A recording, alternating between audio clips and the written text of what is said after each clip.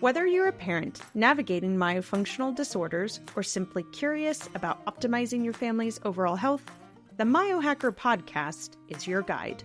Hi, I'm Karindy Ong, a speech-language pathologist, myofunctional therapist, and a mom on a mission to bring holistic health to you and your family. Together, we'll explore whole-body connections and integrative solutions.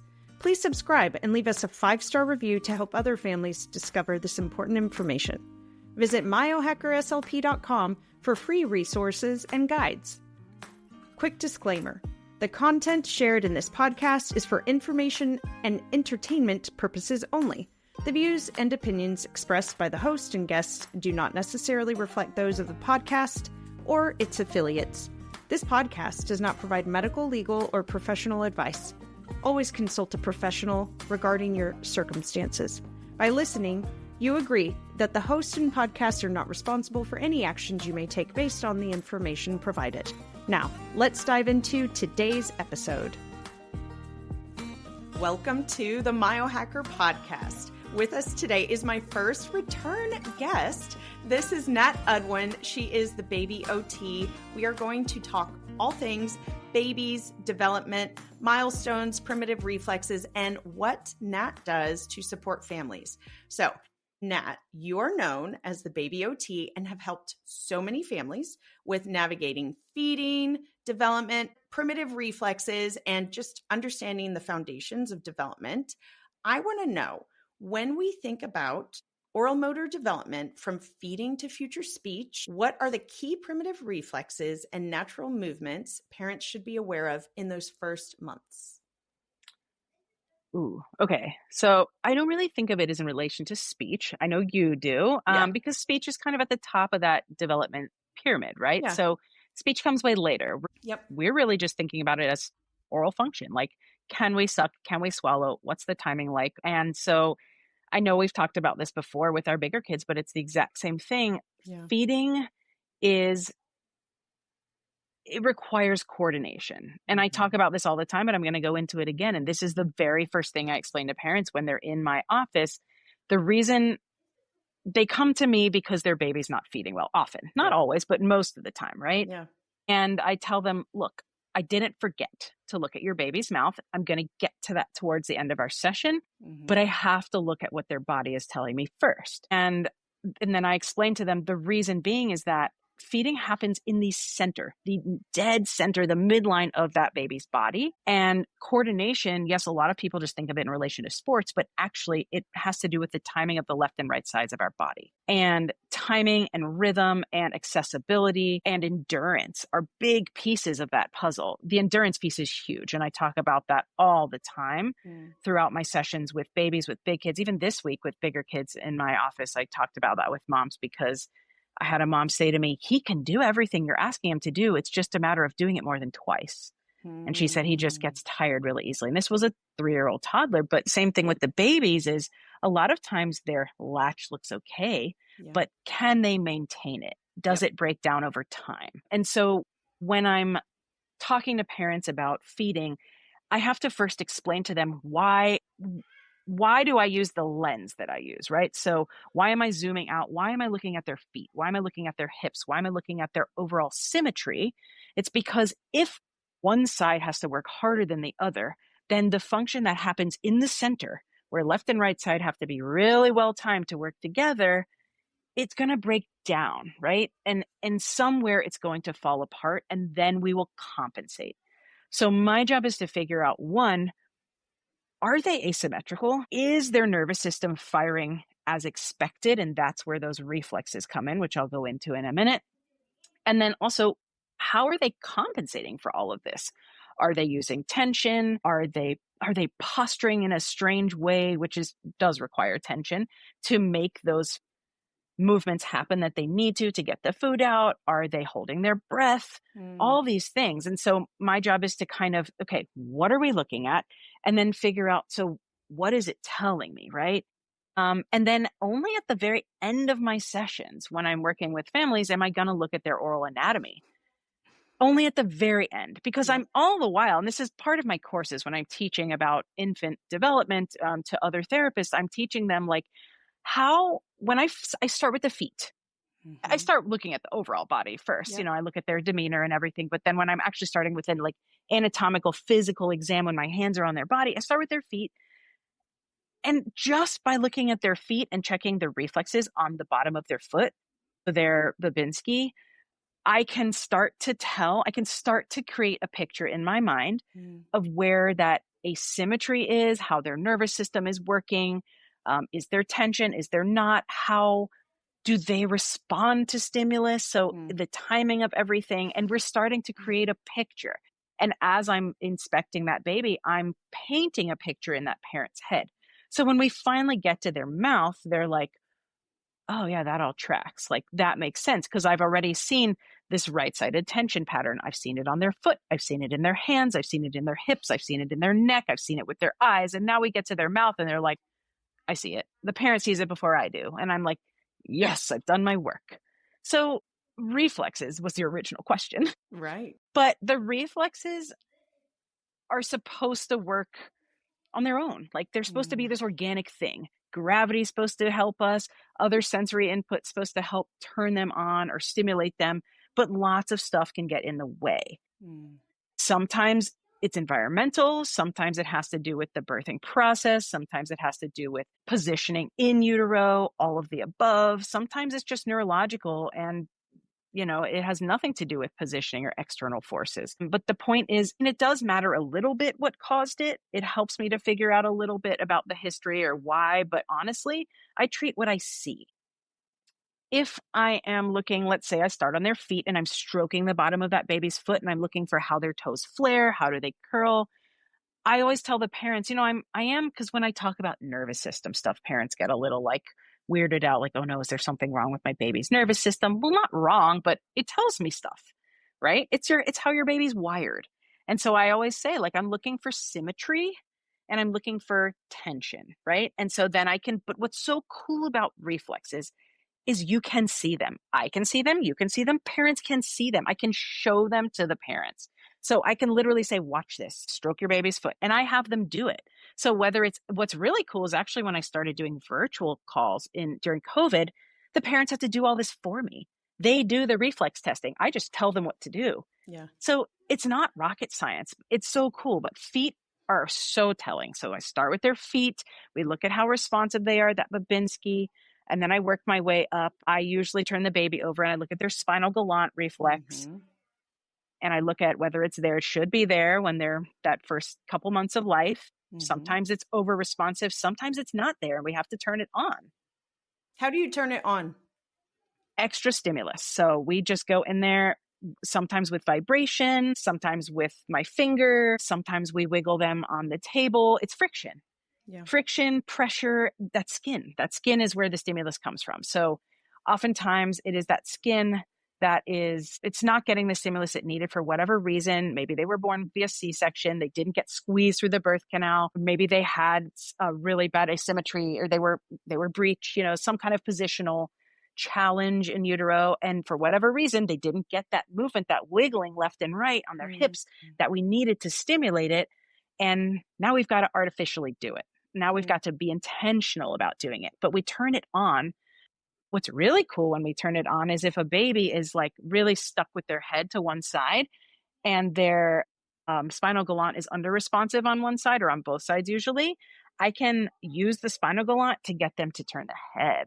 And I can use that spinal galant to get them to turn on like a certain side of their body. It's very cool because reflexes work in clusters, right? One triggers the other, then the other, then the other. And so I look at the spinal galant. Depending on how reactive that is or how normal, I'm going to look at their spinal parez at the top of their spinal column. I do not look at that one. Tell me about that one. That one is flexion and extension. Oh, and so when you stroke on the I do, but I haven't. I really only do if there's things, if babies are really under responsive or if we're really stuck. If we're really stuck in extension or we're really stuck in flexion, I can use it to get them out of it. Or I can use it to see some variation in movement. So I use it as needed. And then the huge, huge, huge one. I'm always looking at Moro. I'm looking at the Moro reflex lots of different ways. When I move their hands, I'm going to drop them out. I want to pick their feet up and see if I drop their feet, do their hands mirror? If I can't get a response, I'm going to go to loud noises, but I don't often have to do that in my sessions because usually I've already seen it. A lot of the babies that I work with have a very high startle reflex. Yes. And that ATNR is huge. And so, I'm not oftentimes up until about 3 months old, I'm more just observing, or I'm looking to see how responsive the ATNR is. Mm-hmm. And it's because it gives me a picture. It helps paint the picture. It helps fill in the blanks of where is their asymmetry? How responsive is their nervous system? And again, it's a very easy one to see. Yeah. If your baby is going like this every time they move their head and their arms are switching, I can show parents that. It's super cool to me to see. So, and it's really cool for parents. I'm like, look, every time we do this and they follow the light, boom, their arms go like this. Now, so what Nat is doing, real quick, ATNR is asymmetrical. I was about to explain it. Okay, please do. So I'm going to rewind. So the way I explain it to parents, so ATNR is a reflex. It's called the asymmetrical tonic neck reflex. That is a super big mouthful for the fencer pose, which is what a lot of kind of baby books refer to it as. It also looks like a dab, if you remember that dance move. But basically, when a baby turns their head to one side, the arm on the same side will extend, so out like this, and the arm on the opposite side will flex, and the legs will follow suit. Now, the legs aren't super important to me, though, to be honest, at this point in time, because it's too much to look at for parents' sake, and honestly, it will get there when we get there, right? And that should be present at birth. It helps a baby move through the birth canal, just like the spinal galant reflex does. It helps with those wiggling movements, because every time we wiggle, we're switching sides. But most babies that I see have tension in their shoulders from feeding. And so a lot of them have restricted neck range of motion for one reason or the other, or they only go to one side. So even if they turn a little bit, they're still usually not going to elicit that reflex. And so my job is to make sure they can access a full range of motion over their shoulder, full range of motion over the other shoulder. And usually around 3 months old is really when I start to work with that a lot, because we start to develop the cognition factor where like eye-hand coordination starts to become motivating for a baby to then do that and engage with toys at the end of their arm when it's outstretched. And so until that point, we sort of I just want to work on their head, neck, range of motion, working side to side, getting their eyes to track, making sure their cervical rotation is good, and that they have the strength to do that. And then around 3 months old, we really start to use it functionally to start to reach for toys and start to develop eye-hand coordination. If we don't do that, we don't learn to cross our midline well. And that can affect so many learning abilities, really, as your child ages. And so oftentimes parents will say, well, what if we don't do anything about it? And I'll say, well, then they're going to struggle crossing their midline. We're going to struggle with tracking across a page when we're looking with our eyes. We're going to retain those reflexes. So every time they turn their head, their butt's going to wiggle, and then their spinal galant's going to fire, and then they're going to fall out of their chair at school. Yes. I see this all the time with my toddlers and my older kids. I had a 5-year-old in this week, and I said to him, you fall out of your chair a lot? And he goes, maybe. And I was like, sorry, buddy, but we're going to work on that. So, but again, retained reflexes, like, so okay, they were right extreme. now, even though we're talking about babies, yeah, I but know you can't there are talk school about teachers that are listening going, these are my kids. Is there anything they can do at school? What can they do to help these kids? I mean, just very simply, like, get brain gym exercises. Brain gym, look it up. Any exercises anything with the figure 8, infinity loop, infinity walks, like simple eye tracking exercises, yoga, anything that uses their full body. So 4-point weight bearing in quadruped, animal walks. But look up brain gym exercises. Like, that stuff is so easy to implement into movement breaks in your class. And I know that there's lots of there's different apps and things that teachers use that they play on their, what's it called? Their blackboard, the digital blackboards.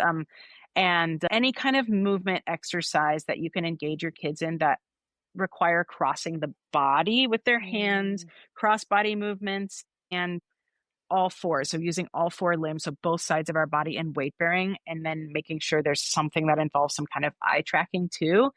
Those are massive, huge. So many school-age kids struggle in that area, and they just compensate. They compensate because they will look like maybe they can track really well to one side, but they're weak on the other side. So they look like they're tracking well to the right side. And then guess what happens when they get tiny bit past center? They just turn their whole body, which it works for them till it doesn't, till reading gets really hard. Till math gets really hard, till they get tired after an hour at school. Also, I'll just add, when we see that, it's so often that we then have restricted cranial motion and the face is not developing in the same magnitude, like the same vertical height, the same width as the other side of the face that has more of that mobility, that has more ocular movement, more just range of motion, more tension release throughout the rest of the body. Like you actually will see, like these are the kids when they're older that have a rapid palatal expander in, and that side that where they don't have that full range of motion, where their eye can't fully track and they have to use the body to move, that side, the RPE or the rapid palatal expander is not able to make change. And so then you see more movement and more, it's like, oh, they're expanding beautifully on that other side, but one side they're stuck. And that's when people tend to see me. They're like, we look really asymmetrical. Help. Yeah. Okay. So man. Back to babies. We just went down a rabbit hole. I know yes. We did. Oh man. Okay. And this is a quick episode, guys. So as you can tell, Nat and I, we're just going to have another follow-up because I have so many questions. This one. So we're talking about nervous system, soothing and sleep. I want to know your thoughts on swaddling, on the snoo, on noise machines, on like rockers. Tell me your thoughts. I mean, look, I always tell parents, like baby contraptions, containers, like they can be a means to an end. If you have a baby that needs to be soothed and you need to step away for a few moments to regain your composure, to deal with your other children, to get yourself a cup of coffee, to go to the bathroom, put them in the swing, put them in the rocker, if that is what you need for 15, 20 minutes. But everything in moderation is so important. If we are intentional about allowing our babies the freedom to move against gravity, so that means tummy, back, left, and right sides all need pressure to develop really a majority of the wake time throughout the day, and when they're sleeping if possible, then it's not going to harm them. It's when that stuff is making up a majority of their wake window time they are spent immobilized or partially immobilized, it's going to affect their development. So swaddles are a means to an end thanks to the back to sleep movement. We are using them to dampen a startle response because so many babies startle awake when they're on their backs. Now, that is a natural mechanism to keep us alive, to keep us breathing, to keep us in survival mode if there is a danger coming at us and we need to be able to startle awake and then get up and go. Not as an infant, but it keeps us alive, right?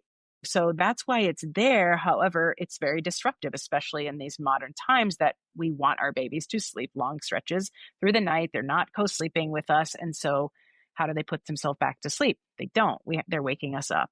And so a swaddle is helpful. I encourage parents to challenge the swaddle. So basically, again, it's all about mindset. Parents really feel empowered when they understand why we're doing these things and they're not just told blindly, you have to swaddle until 3 months, right? We swaddle to dampen the startle. However, as soon as you are able to start letting one arm free, let the other arm free. I really talk to parents 6-8 weeks. We want to give that child an opportunity to learn to dampen that startle response. Our arms will never gain strength if they are constantly swaddled like this while we're on our back at night. So, babies that have low tone and are very floppy, when they're sleeping on their backs, they drop out and they fall out like this, and they don't have the strength to bring things to midline. And so we can work on that. But if you don't give your baby an opportunity to develop those muscles, you just assume at 3 months, we're going to take that swaddle off and they'll be fine. Like, it's not quite how it works, Freedom of movement is everything for these babies. So understanding that we want to get rid of the swaddle as soon as possible is helpful. It's not a problem to use it for the first couple months, maybe 3 months if you need it. But again, lots of movement opportunity throughout the day when they're awake, and gravity is your friend. So the snoo, we could talk about this forever, but The snoo just basically, it does what it artificially soothes the baby back to sleep, right? And so it replaces a parent's touch, and it robs that baby of opportunities to learn to do it by themselves. And so does it harm all babies? Obviously not, because I mean, it makes a lot of money and they keep selling them. Is it harmful overall? I don't think necessarily. But again, I work with babies who struggle to begin with. Yeah. They usually have some sort of compromised nervous system, or they just need a little bit of extra help in some department or lots of departments. And so the snoo, it takes away a lot of opportunities for learning, for neurological development. And so again, we want to maximize movement, not minimize it. Sleep is really important for the brain. Like, it's not just, we don't just turn off in our sleep. I know people think that, but sleep is actually where babies run through movement patterns that they've practiced during the day in their brain while they're sleeping. And that's where we cement those neural pathways. That's why when babies pick up new skills like rolling, they actually don't sleep very well at night, because now they're like rewiring their brain while they're sleeping in this deep sleep, and it's waking them up all the time. And so if they're stuck in a straitjacket on their back for, 8 hours or 12 hours or whatever, for long stretches at night and during the day, when are they getting a chance to do that, right? It's all about understanding how babies develop and what they need to develop, and being intentional about how you use your time with your baby. So, something like the snoo, yes, it's convenient and it's such a helpful tool for so many families, but oftentimes the families that feel like they really need the snoo, there's something else going on, not with the family, with the baby usually. And, it's a Band-Aid. So everything in moderation, I would say, but the snoo is not moderation. Right. Yeah. Yeah. What might be those things that you're like, there's Or what something can you else? do?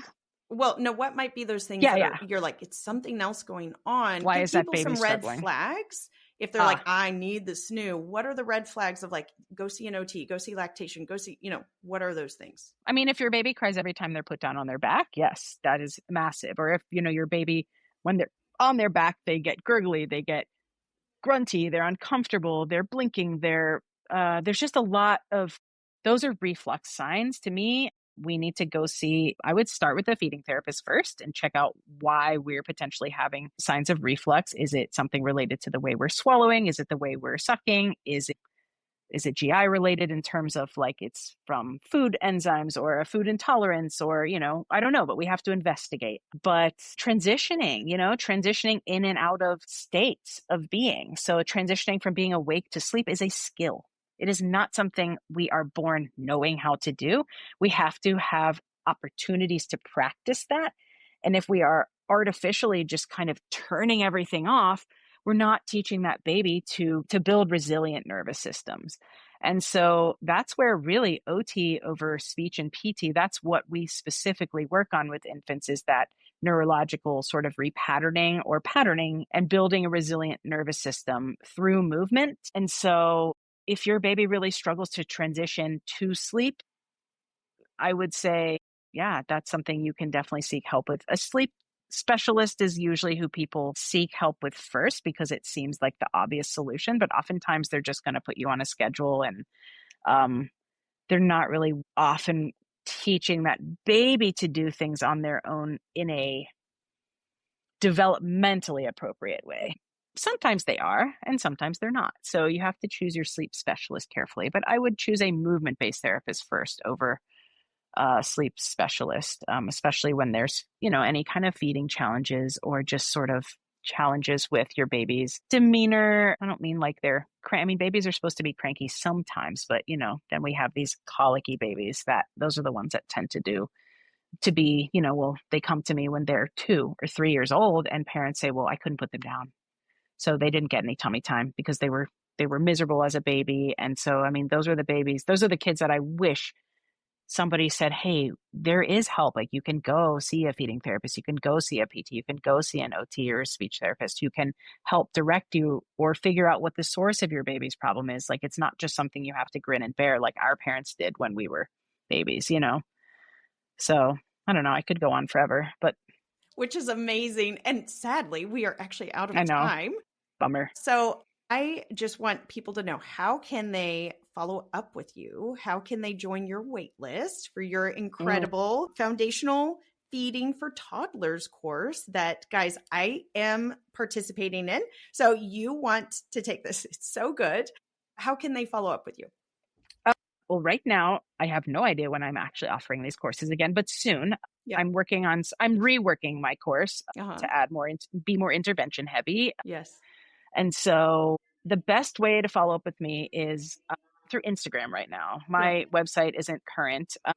Well, actually, my one website is. It's confusing. I'm in between two different business platforms. Instagram. But Instagram is the best way. Yes. You can go to my Linktree on Instagram, and by the end of the weekend, I will have links there to join my wait lists for my toddler feeding course. And soon I'm putting together hopefully a virtual platform for dads, dudes, other caregivers to kind of work on also just infant development, how to support your baby, and just for those parents who kind of get lost in the shadows and who really want sort of a scientific approach to all of the infant rearing and need to feel empowered, because I think a lot of our programs forget about those people. I want to make the class that I wish was there when I was raising my son. So yes.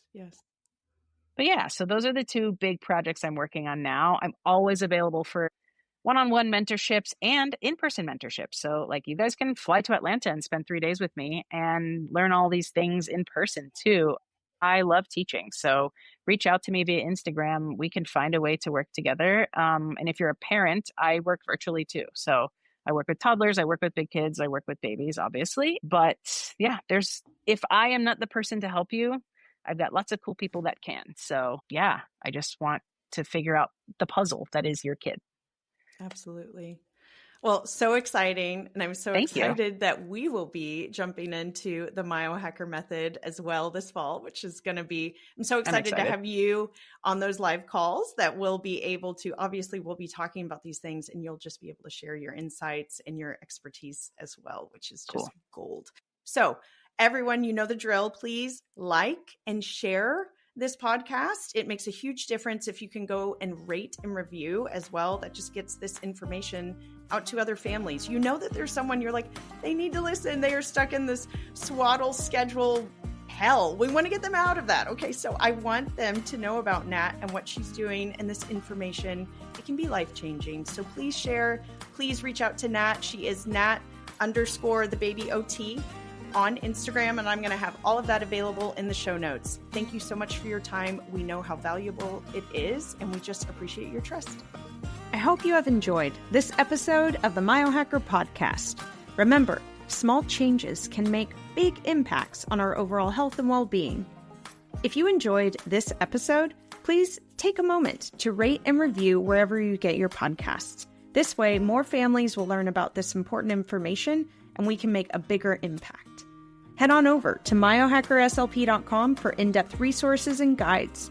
You can also join me on Instagram at MyoHackerSLP for bonus content and demos. And if you have questions or topic suggestions for future episodes, send me a message. I would love to hear from you. Until next time, let's biohack myofunctional health as MyoHackers who change the world through intentional action and connection and breathing. Quick disclaimer reminder, the content shared in this podcast is for informational and entertainment purposes only.